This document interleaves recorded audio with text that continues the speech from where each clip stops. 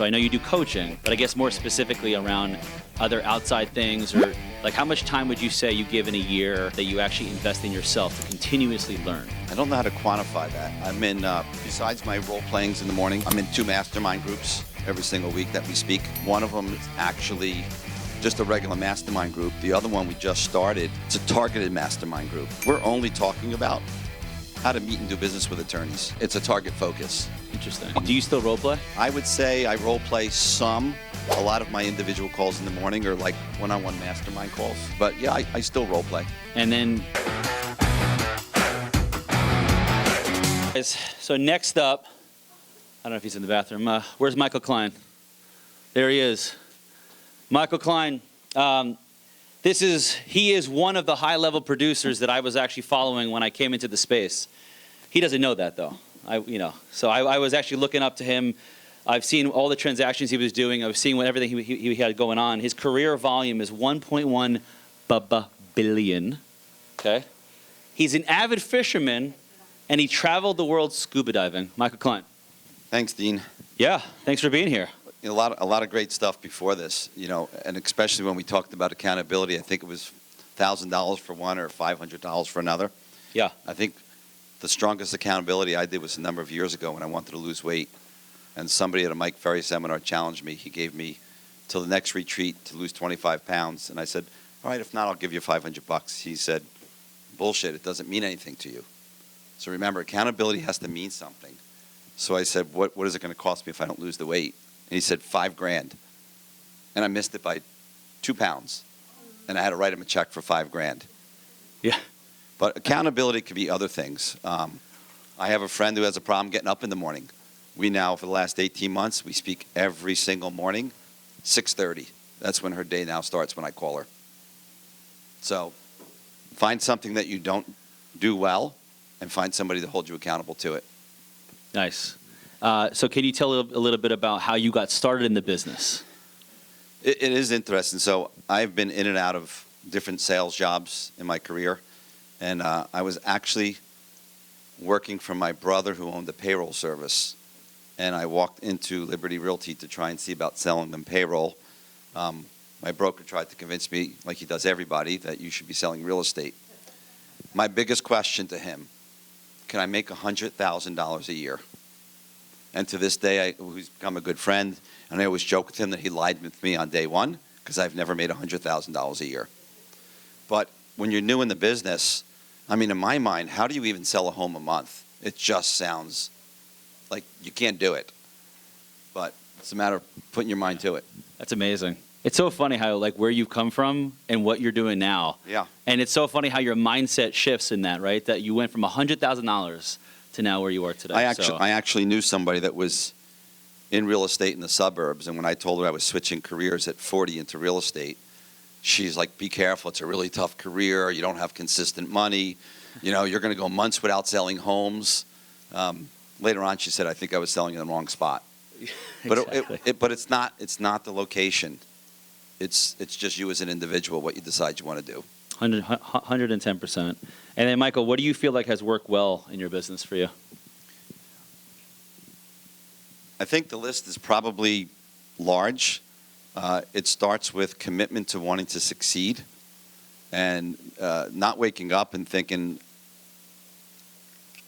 I'm going to go to work at 9. I'm going to come home at 5. It doesn't work. When I actually meet with some new agents in our office once in a while, one of the first questions I ask people, we're sitting around a table, there's 5 or 6 people, and I say, how many people here are starting their first job? 2 or 3 hands go up, young people. Mm-hmm. And then I say, how many people are switching jobs? And the rest of the hands go up. And I actually tell them that they all failed, that they should all walk out of the office. Because this is not a job. You're an individual business. Nobody cares if you show up. Nobody cares how many people you call. Nobody cares what you do. Mm-hmm. So you got to remember that this is your own business. So you ask, what did I do that succeeded? Maybe it's not the best thing, and I agree. Time. Mm-hmm. You can't outwork me. Mm-hmm. Well, that is actually true. You can't outwork me. I very much enjoy what I do. You can't wake up because you're in your young 20s and you say, I'm going to go to the beach every weekend in the summer if you're trying to get your career started. You have to be doing everything that nobody else wants to do. So if you want to go to the beach every Saturday and Sunday when you're 25, 30 years old and growing a real estate business, the odds are you're not going to get to the level that you think you want to get to.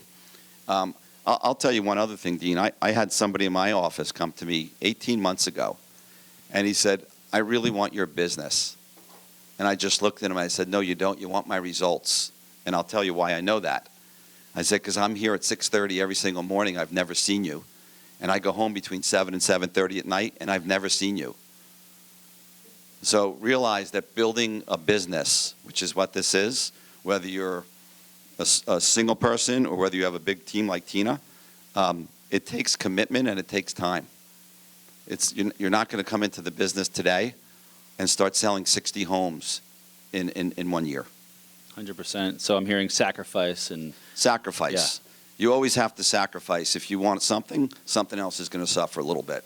yeah. And so speaking about, it's a good thing that you mentioned your schedule, because one of my questions is, how do you structure your day today versus when you started? When I started, I didn't know what the word prospecting was. I mean, I follow Mike Ferry now. I think I was in the business probably 5 or 6 years before I even knew what real estate coaching is. I would just get to the office early, but I didn't know calling expireds, calling FSBOs. I knew about servicing people. Guys, this job is about giving people proper service. We've all, well, I would say most of us have probably read many business books. I actually could break it down. You can get rid of every business book in the world, and I could break it down to a few sentences that I've said to a couple people. And that is that at the end of a transaction with working with somebody, if you haven't treated them so well that they're ready to work with you again or refer you, then you've only succeeded in making a sale to a customer, but you failed to gain a client. If you follow that mantra and give proper service, everything's just going to keep rolling in. Keep rolling in. So I would just service the heck out of people. Yeah, I love that. And keep in mind, I know you're very listing heavy, but you also work with buyers too. It's still to this day, right? My business is about 1/3 with buyers, but mostly with sellers. Yeah, which is I think just incredible. And so, what would you say one of your biggest challenges is now, building your business to where you want to go? I think one of the biggest challenges is trying to either maintain the same level or grow, and still figure out how to capture some of my time back. Leverage. You can only do it with leverage. I mean, I couldn't do it without my assistants. I have 2 assistants. I couldn't do it without them. But I've gotten to the point. I struggle to give away things. A lot of people struggle to give away because we all think we could do something better than somebody else. So first of all, you have to get used to and realize that even if they do it 90% of what you do, it's probably okay. It's probably already 5,000% better than your competition. So when I go on vacation now, I forward my phone to my assistant. I don't pick it up for 2 weeks. She texts me if there's something that she needs. During the day, I mean, right now my phone will never ring. 7:30 in the morning, my phone forwards to my office.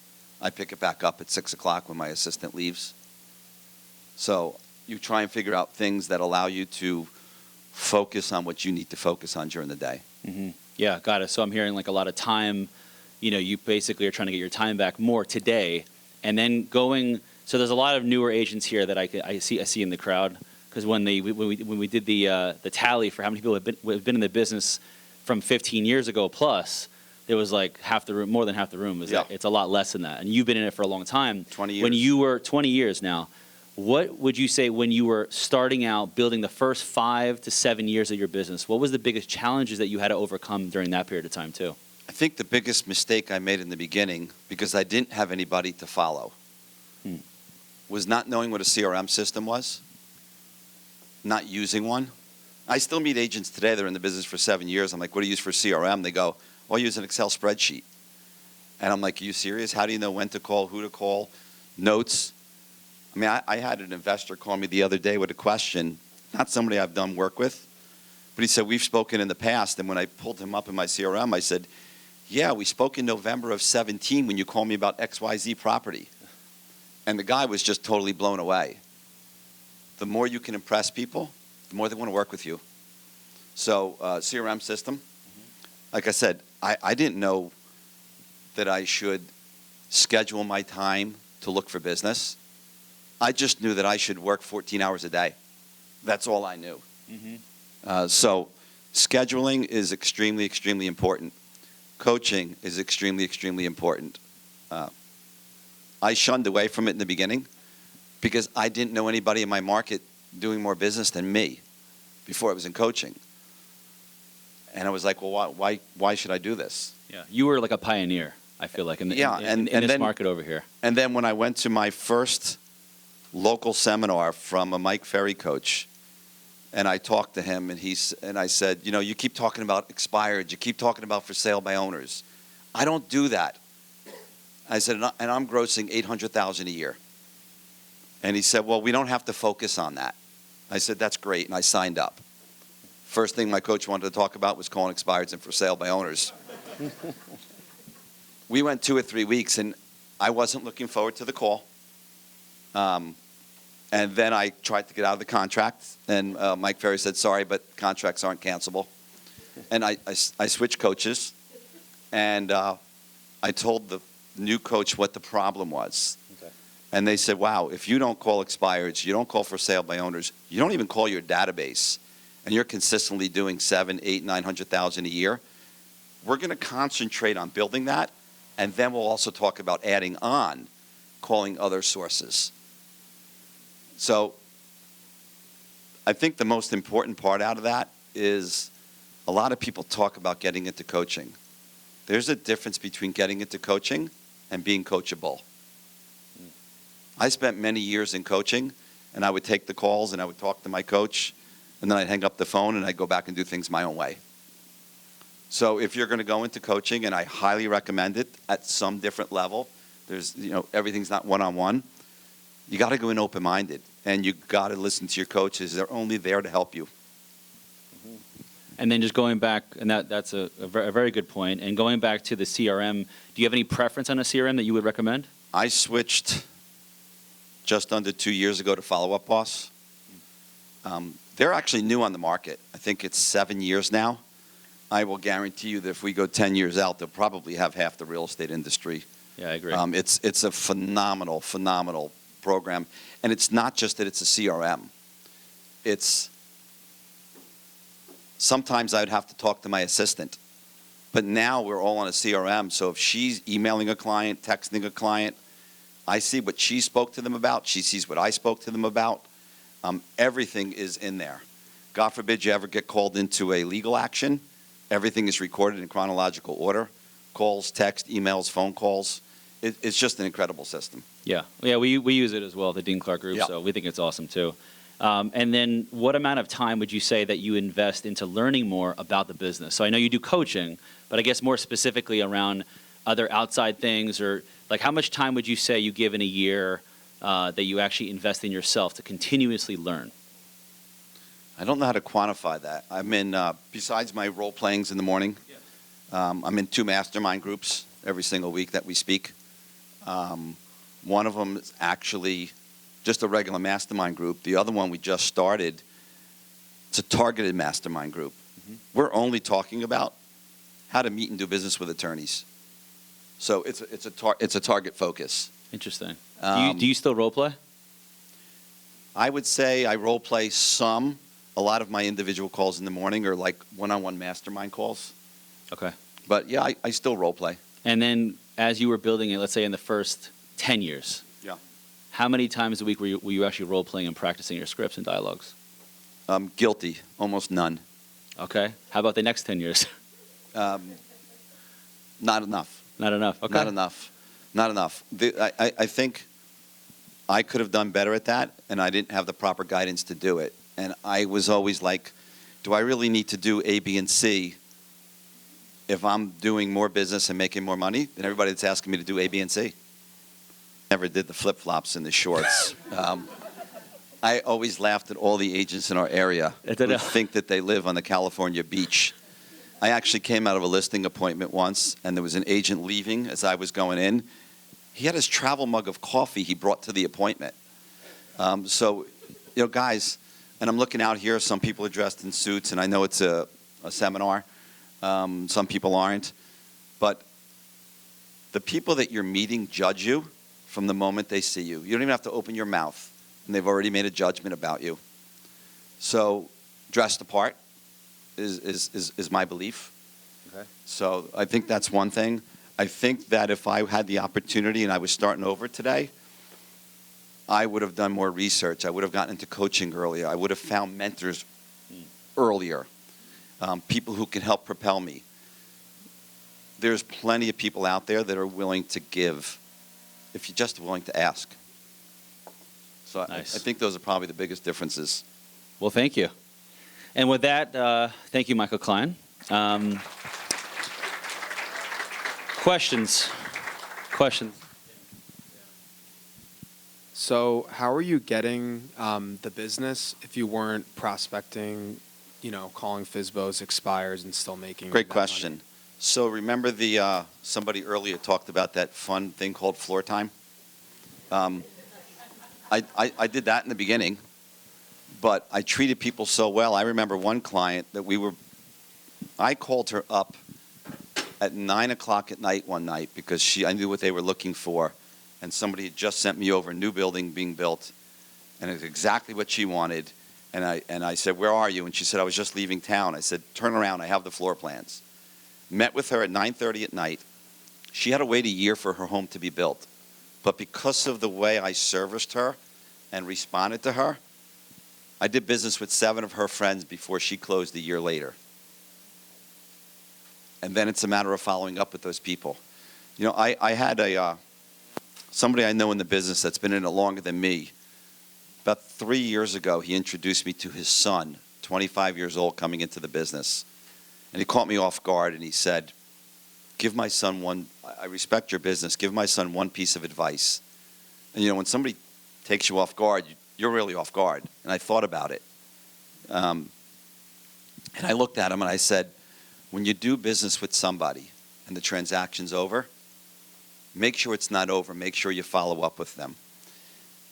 And he said, "Okay, thank you." And I waited a second. I said, "Because if you don't, I promise you I will." His face dropped.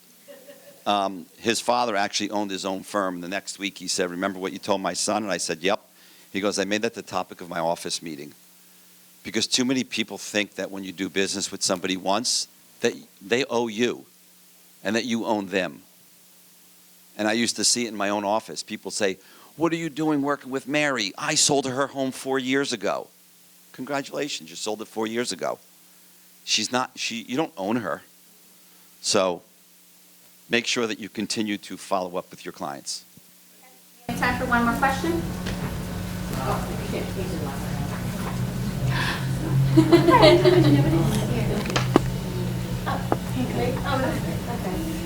Hello. So you said that if you had role played, you may have been in a different position in your career today. Given, I guess, what you knew and what you were already doing, how do you feel that would have really made a difference? I think I could have built a little quicker. I think some of the listings I didn't get back then would have become mine. So I just think overall your business would grow quicker.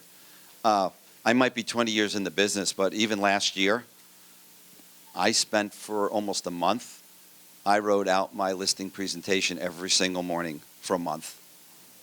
And my coach would even say, "Here's somebody doing this amount of money." He could write it. And he would say to some of his to other people, "You're 2 years in the business. Why can't you write it?" So continuing education does not stop.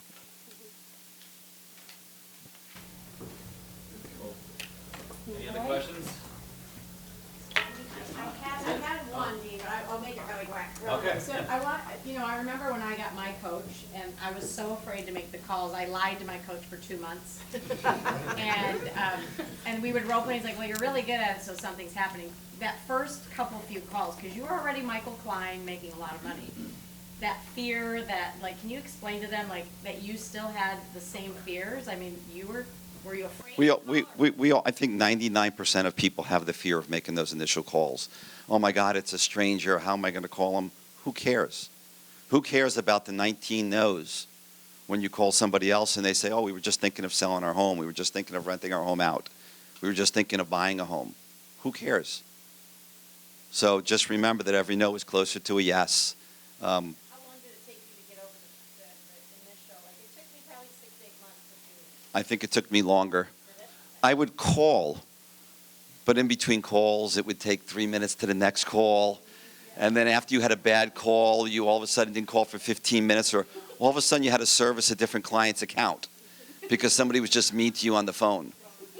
You know, now if somebody's really a jerk on the phone, because I appreciate people might not want to talk to you.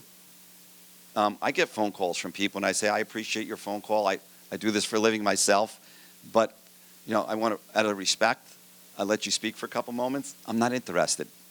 And if they continue, I eventually just hang up the phone. But if there's a real jerk who curses at you and screams at you, the best thing to do is call your friends and say, call this guy. You're not going to believe how he reacts. And have fun with it.